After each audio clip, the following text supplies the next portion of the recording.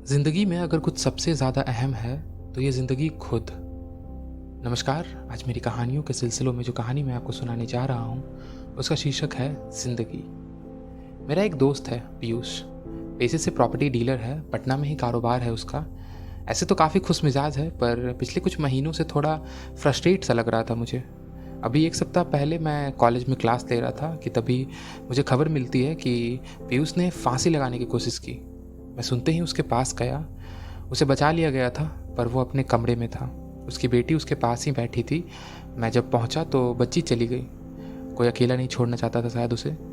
मैंने उससे बात की, उसकी समस्या जानने की कोशिश की तो पता चला कि कारोबार में तकरीबन 2 करोड़ रुपए का नुकसान हो गया है।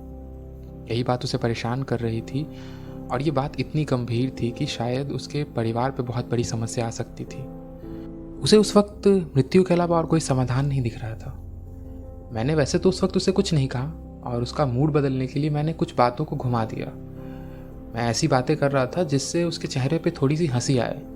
और अब दोस्त तो ऐसे होते ही हैं, वो आपकी उन बातों को जानते हैं जिन्हें आप जैसे ही कहोगे उनके अंदर का वो बचपन जाग जाता है। तो मैंने उसकी कुछ पुरानी आदतें, कुछ पुरानी गर्लफ्रेंड, सारी बातें कर ली।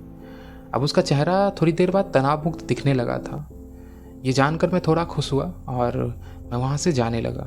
जाते जाते मैंने उसकी पत्नी को उसके पास बिठा दिया था, क्योंकि मुझे मालूम था कि जब तक मैं वहाँ बैठा था तब तक ही उसका चेहरा वो तनाव मुक्त था।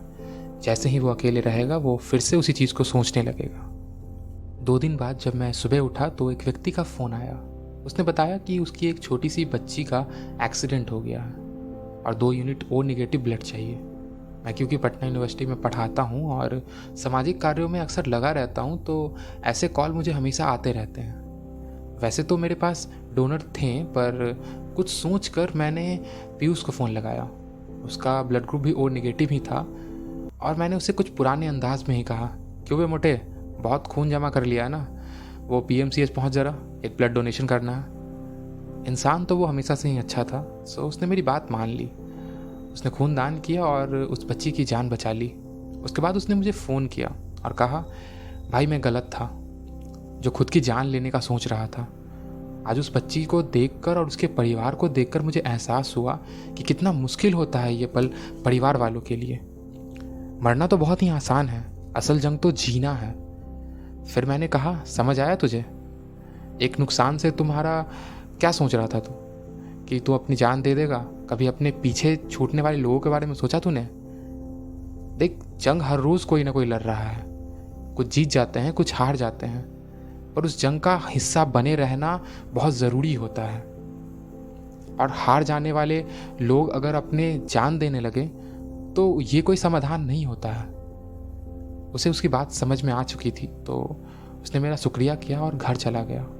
उस दिन उस बच्ची की जान बचाकर उसने अपनी जान भी बचा ली थी। आज जब मैं मिला उससे तो उसके चेहरे पर वो मुस्कान झलक रही थी जो पहले हुआ करती थी। अब वो नुकसान को भूलकर नए सिरे से आगे बढ़ने को तैयार है।